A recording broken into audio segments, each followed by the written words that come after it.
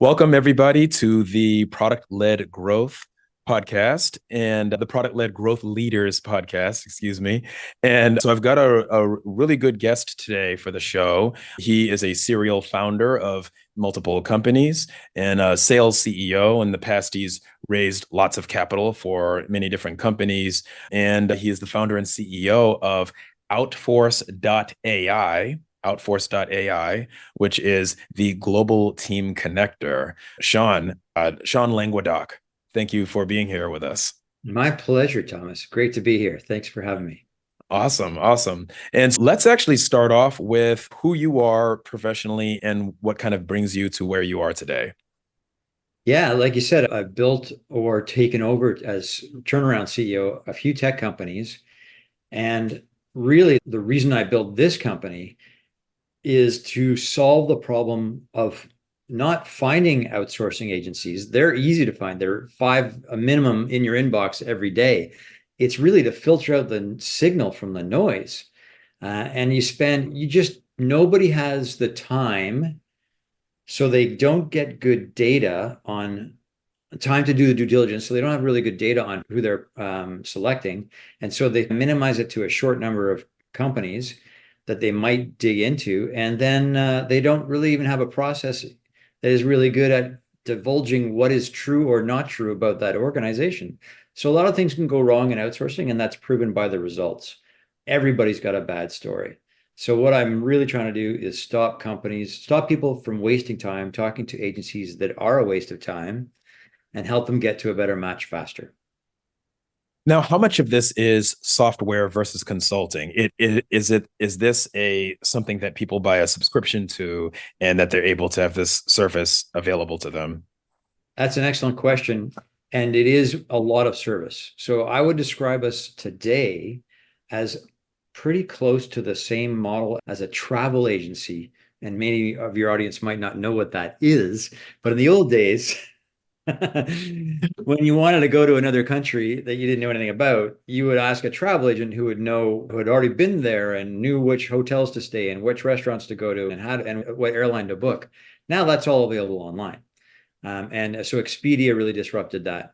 So we are very much like that travel agency of the past. We're very high touch in services, but we are moving towards product-led growth with this so that we will be more like an Expedia where it's self-serve.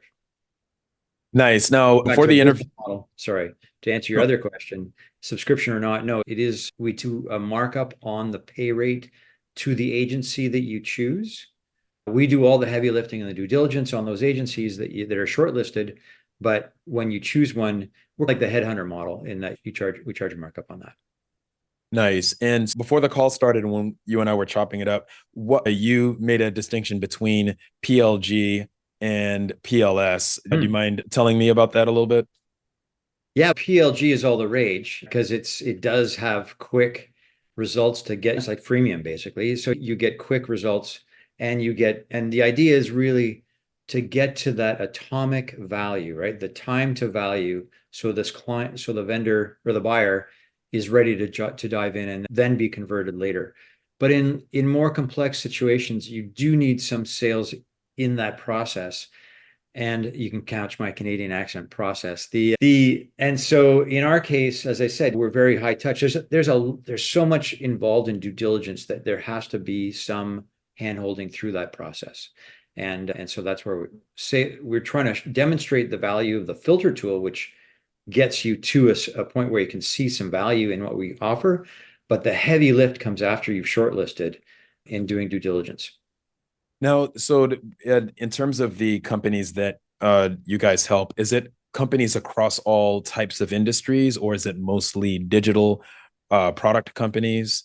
Are you agnostic to the type of company that you're helping? We're definitely agnostic, but because it's anybody who wants to outsource something, right? And it may be a time constraint where you need specializations. You may need to have a new enterprise customer and you need to build a front end and an API to that customer. It could be that you've built a product and you bootstrapped it as far as you can go, and now you need to refactor it and build a more robust, scalable backend. There's all kinds of reasons that you would quote unquote want to outsource. It's probably not what you want to do, but you need to do it. And that's when you're constrained for time. That's the number one thing. And you just don't, and because you're running a business, you just don't have time to do all the work that needs to do it properly. And that's what then you outsource to us to find your outsourcing partner to take up that, to relieve you of that time. You're muted. Oh, thank you so much. Yeah, so that's really an important concept because you don't want as a company to be focusing on something that's not your core competency. And I've heard the expression majoring in the minors, right? And Yeah, that's a spending good expression. yeah, spending all your time, investing all your time and working on those things. Are there observations that you've made over the years that you've been working and consulting and doing all the different kinds of works that stand out to you of why you think there's a good opportunity here to do this kind of service of making sure that people have their outsourcing? Is it have you seen where it's a big detriment to companies when they're doing it wrong? And what are the consequences that you see? Yeah, that's a great question. And there's so many reasons, so many ways it can go wrong. Just hiring an individual, things can go wrong. Imagine hiring a team. I would say there's, like I said, you lack time, so you lack data, and you often lack a process. Those are the three things. And the three things that most people do when they want to outsource, the first thing they'll do is go, I can't, there's just too many out there. Thomas, do you know anybody who's good? And yeah, you may know somebody who's really good, but your special field of business might be fintech, and I might be building a marketplace or a health tech something. And so the person that you might refer me to, or the company you might refer to me to, is specialized in that space, and they know nothing about my business. So guess what? I forget about whether they've got good engineers or not. I might spend 3 months teaching them about the user experience and how that works and the business logic around that stuff that you're very knowledgeable about, Thomas. So that's a learning curve I don't want to spend time on. So I'd rather get the team that has built multiple projects in my space so they understand the business logic and know the tech stack. That's table stakes. So what are you? So after I go to you, Thomas, and I run dry, and or you may know a great agency that is also in my space, but guess what? Great agencies have booked out their best engineers. It's not, it's still great, but they're going to just find whoever they can get. That's, I could have done that on my own. So why bother with an agency? So then I run it. So then I go, okay, Thomas, thanks for trying. Then I go, okay, next point, I'll search Google or I'll go to a country where I hear there's great engineers, right? Ukraine, Brazil, Argentina, whatever. Guess what? There's about 3,000 agencies in each of those countries. So where do you start? It's like saying, I want to build a hockey team. So you go to Canada and you come to me. I'm a skier. I'm a terrible hockey player. So you can run out of luck. So that's, and then the third thing you do is you find an agency that has probably, based on that model, the best SEO, right? They've the best marketed. Great. So now I've got a well advertised agency. And then you, as a leader of the company, hey, you're going to speak to the head of engineering there, right? You're going to speak to the leadership of that company. Guess what? Those people take your calls all day long and they will tell you exactly what you want to hear. So now your expectations are way up and they're going to do the same thing. They're going to get you whoever they can get. So those are the three things that go wrong.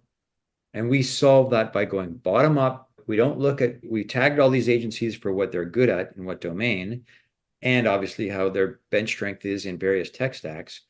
But then we really look at who's available from that long list of agencies for the timing that my client wants and in the time zone and the price point and all other stuff. And that's really the telling card. So instead of being hoodwinked by the leadership, we're demonstrating value in the assessment of the team that's available. And that's who you're going to be dealing with, right?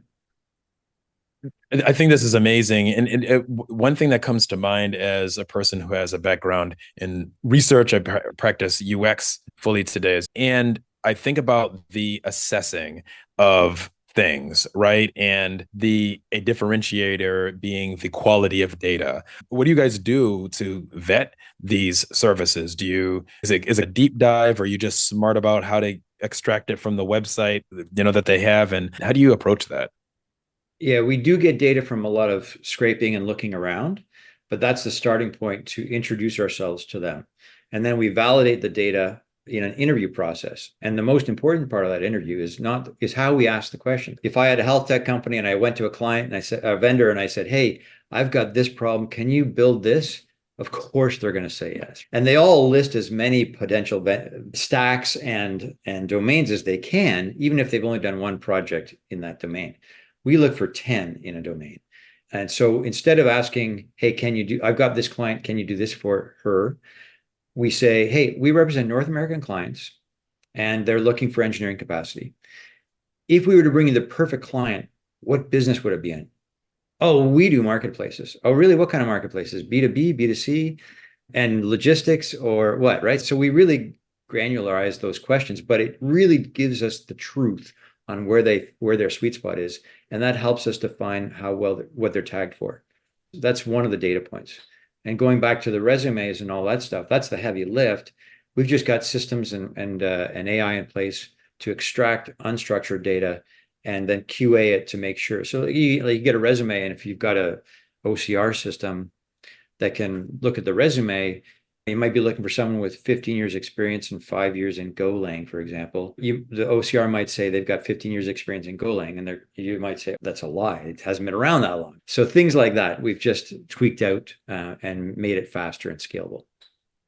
In terms of the process, is it matchmaking where you have companies that would be potential buyers and you vet out what they need, and then service providers and you're vetting them out, and then you find matches? Is that the process? That's exactly right. Yeah. So we start with the client and their specific needs, and we extract. What we really like to do is extract not just the technical need, what I would describe as table stakes. It's really how do they work? Are they a waterfall? Are they continuous improvement? Are continuous development? Are they very vocal and pretty aggressive in a sprint? Or are they, hey, this is a beautiful kumbaya meeting and we're going to talk about all the great things we're going to do? Because you want really different kind of engineers for those different kinds of environments. So it's matching not just technical, but most importantly, and this is where the sweet spot is, getting the culture fit right too. Especially Tom, so you're in UX UI, that is, you have to know nuance like nothing else, right? You cannot come from some other part of the world and understand how an American likes to buy this product in New York, right? It's just totally different story. So you have to understand that space as well. 100%. And so one of the concepts I think about a lot from service providers is I think of it as a dichotomy of turnkey versus boutique. And maybe it's not a dichotomy, maybe it's more, it's a continuum. To describe what I'm trying to do. So you have a service provider that they have I don't want to say cookie cutter because that might sound like it's putting it down, Right. but they have a very worked out system. Everybody gets basically the same thing and the same process. Right. And even the roles on the team are very interchangeable Mm. versus kind of a more boutique shop might be very tailor made. One project might look very different from the next. Have you observed anything along those lines that where those factors come into play? Yeah, the bigger machines, if I would describe them as, want you to go through their process, right? Discovery, assessment, and away you go. And you look at a lot of websites, they all look the same in terms of that process because it's a proven and successful process. But how you're managed through that process, bigger companies have a very profitable, it's just like in sales, you go from MQL to BDR to SDR to customer success. That's the same sort of thing you're going through. There's nothing really inherently wrong with it except knowledge transfer. And in a boutique, you're going to get a much more team and holistic view, and everyone's going to be involved in that. And from beginning to end, as opposed to manufactured. Does that make sense? Yeah, no, that makes total sense. And so, And that might work for a transactional requirement. I need this built. I don't care who does it. I want mercenaries, right? Versus I want somebody who understands what we do and really can grow with us. I want missionaries. in terms of who wants that kind of the more missionary side of things, does that tend to be? Is it the big companies? Is it the small companies? Smaller companies. I would imagine it's the small companies want Yeah. that, and the big companies maybe don't want to have anything to do with it. Bigger, how would I say? I'd say, like you asked me what our customer base is in verticals, but in also in maturity, we have a variety, right? So we've got some big enterprise customers, And they really know what they need and they need it filled. Whereas you get an early stage company, my advice to a lot of entrepreneurs who are business domain experts who have an idea is don't go hire an engineer as your first employee. Maybe get a fractional CTO to help you architect and design and plan better, who you could never afford, or you'd have to give up 30% of the company or 50% of the company as a co-founder. And then build your proof of concept. And then as everybody knows, what you had as an idea is never going to be what lands to the customers, rarely anyway. And so you're going to have to build 4 or 5 different versions based on all these people's feedback on if it did this, I would buy it. But if these things, until you finally get product market fit. Now you've got product market fit. Now you know what you need to build and what the pipeline of product is going to be around that core asset. And now you can start to hire your own agency or hire your own team if you want to move away from the agency. Now you've got product market fit. You can get money. You can get employees. With money, you can get employees. You can get a CTO, or you can hire that lead engineer for your team that will be the right person for that right period of your growth, right? Yeah, it's so interesting thinking about product market fit. And from your perspective, from in practice, uh, what have you seen as the best way to get to and realize the product market fit? Is it research, or is it building a lot of value and then finding it? Because I've seen both working with startups. There's startups that I've worked with, and we build a bunch of different things, functionality, and the thing that hit was something we never expected. Like it's Of like course. that's what people wanted for this, and Yeah. then you start building that, and that's where it all is. Versus doing research in practice, have you found that one is way There is more? nothing better than getting the MVP in the hands of a potential customer.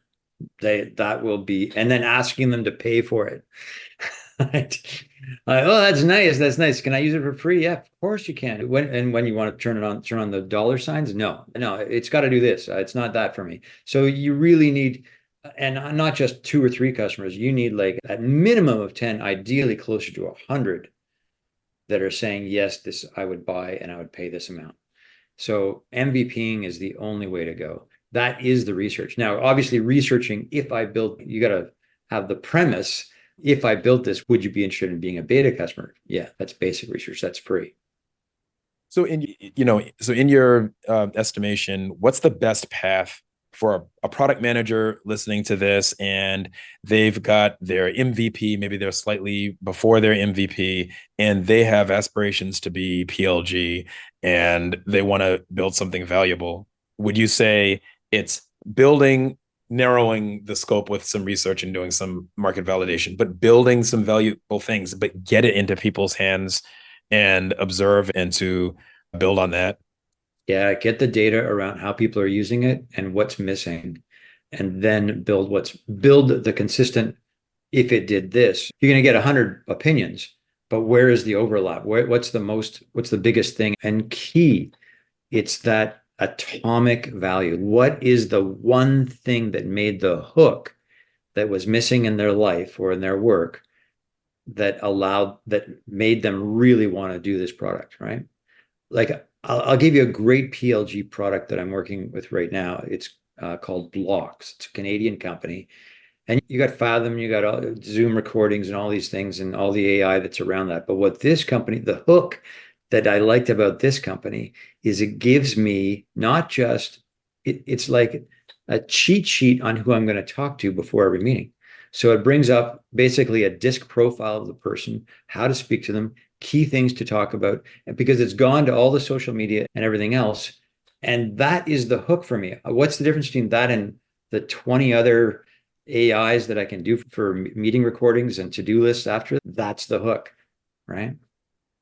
Yeah, so let's drill in on the concept of atomic value. So what it sounds like is it's a small piece of really certain value, and that it's relevant, it's focused, it's not sprawling. Yeah. Is Yeah, exactly. Because until you know what that is, you don't know what's bringing in your customer. Hey, I can do AI recordings. Great. What's new? What is it that I need? What is that one extra thing that's differentiating that is really grabbing my attention? And it's hard to figure that out if you just throw a whole bunch of crap on the wall. So that's the research part that you got to figure out. And that can be through just tracking behavior on the product, or it can be done through actual interviews. Now, in your opinion, you're exposed to tons of different companies. What do you think is the current mentality or landscape of PLG products, or people trying to, and I'll throw in their PLS as well, in terms of folks trying to pursue it, the way people are thinking about it right now? Are there any trends that are interesting in the way folks are approaching it? I think you can't rely on it entirely. I think that's where it's become the buzzword and people are trying to go for it, which is great because the economics of it are so fantastic, right? Two-legged salesperson is just forget it. It's old school. But you also have to remember who is your customer and how do they behave. Don't think of, I always tell salespeople, don't puke product, puke what they're looking for. Listen to what they're, don't puke what they're looking for. Let them puke on you. Tell them what's going on in their life and whether or not that's a fit. And so I look at it like you go into a store, right? There's the customer that knows exactly what they want. They don't want to talk to a salesperson. They just want to get it and get out, right? Let's say buying a shirt, right? Or a suit. Who buys a suit these days? But let's take something like that because it has a little more complexity. I know exactly what brand I want. I know exactly what size I am. I'm in and I'm out. Gone. Just don't try and sell me anything else. I want that suit. Give me this and pay and go. That's a beautiful PLG scenario. But what if I come in and I want some advice? What do you wear? I don't know what I'm going to use the suit for. I don't know whether I should be what's trending in suits and in collar sizes and all these other things, right? Are ties back? Who knows, right? So I'm looking for advice, and that is PLS. I've got product, but I'm giving great advice in order to move the client further down the funnel into a better match for what they're exactly looking for. So you can't assume that PLG is for everybody. Some people are looking for some advice. Our case, for example, we've done a shitty job at PLG, I got to tell you, and we're getting better. But we realized that a redacted view of the filter tool, which we allow people to use on our site, is shitty PLG because there's not enough meat on the bone for them to see what our value is. Our real value is the due diligence and the heavy lift underneath searching and filtering. Searching and filtering took a long time to get us the database and the information in order to do it. But it's really the next level of due diligence that's a heavy lift. And so we really have to figure out how to communicate that value in the front end so that it can be a PLG. Excellent. Sean Languedoc of Outforce.ai. Where can people find the stuff that you're working on? Just Outforce.ai and LinkedIn, perhaps? Outforce.ai and Sean at Outforce.ai. Actually, for anyone who is interested in outsourcing, whether users or not, I don't care. I do, but I really don't want anyone to waste time on making the mistakes that I've made, even as a CEO or my CTO has made. No offense to that. It's just no one really has an understanding of how this whole industry works. And so I'm giving away the playbook. I'm giving away what I describe as the definitive guide to outsourcing. It's not ready yet, but it's coming. So if you want to get it, just send me an email, Sean at outforce.ai, and say definitive guide or something to that effect. I'll put you on the list and you can get that playbook. Oh, wow. That sounds good. Is that an ebook, Sean? Yeah, yeah, yeah. Awesome. Sean Languedoc, thank you so much for being with us today. Thank you, Thomas. Been great to be here.